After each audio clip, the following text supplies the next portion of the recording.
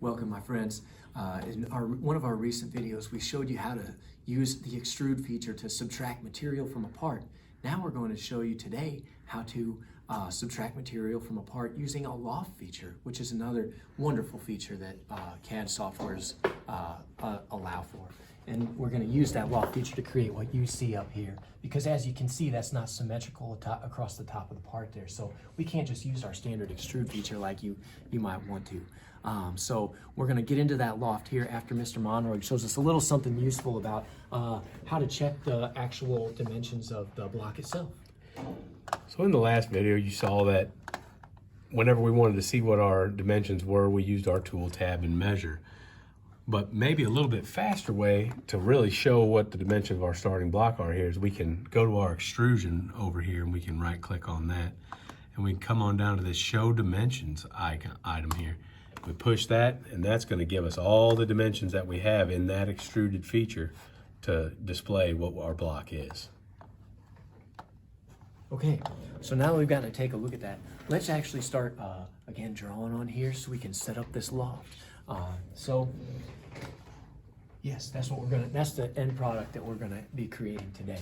So Loft, as you can imagine, just like lofting up for one thing to reach up to another, that's why it's called a loft. And so we're going to draw on two faces of a part, and then we're actually going to loft one face to the other, and that's what the Loft. That's why the Loft feature is called what it's called. So here again we are, just repeating processes, getting into some happy little patterns here, make ourselves comfortable. So again, we're starting with our 2D sketch. We're gonna go up here to the left, start with 2D sketch. We're gonna select that infinite face of this block right here. Okay, so here again, we're gonna be drawing lines in this instance. I'm gonna select my line feature. I don't need any of it. I don't need a spline or any of that wild stuff. I'm gonna start with just a simple little line right here. So I selected my line, I'm walking over. Okay, I'm just gonna click somewhere here on this part. Click, okay, and just for fun, I'm gonna make this off center. I'm gonna click there. I'm gonna click to one other point. Okay, and as you may recall, in order for this to work, I've got to close this off. So even though I already have clearly a line going across the top here, I need to close this off because this is a drawing all its own on this infinite plane. So I'm gonna close that, and now I've got what you call a triangle here, all right? So now I got that triangle, I'm gonna dimension these features to be what they need to be. So I know that from this point to here, the blueprint shows that I need 1 inch. So I'm gonna make that 1 inch. I can either hit enter, do my little check tab there, here to here, 1 inch, all right? And I know that I need to go from here to here. That too needs to be 1 inch. All right, but we still again have this issue of this being off center. In a previous video, we showed you how to correct this, but we'd be happy to show you how to do it again. So here's where those constraints, those very, very useful constraints come into play. So I'm good friends with this equal constraint right here. And in this situation, that's the friend I want to go to. So I'm going to just choose the two things that I want to become equal, and they will become so. So I'm going to choose this happy little line right here, that happy little line right there, and everything's right with the world. So right there, we're now able to finish that sketch, okay? And so if we were to extrude at this point, we just have this triangular cut going all the way through our part. But as you can see by the piece of art we're trying to create on our canvas up here, we are trying to actually get this to move at an irregular line. So in order to do that, Mr. Monroy, do you want to show us what we want to do next? Oh yeah, there. Here, Mr. Monroy's doing a demo for us.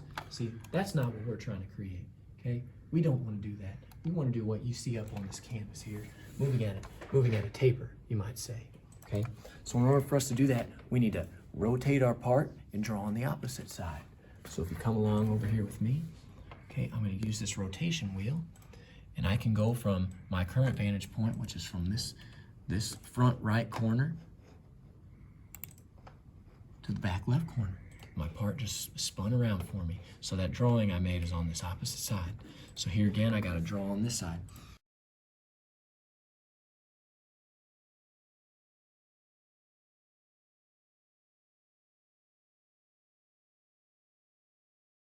Here, but we already know how to fix that. That's no big deal. Nothing to get stressed about. Okay, 3 inches, right? And again, you don't need me to tell you viewer, but I'm going to show you anyway. I'm going to use our constraints again to help us out.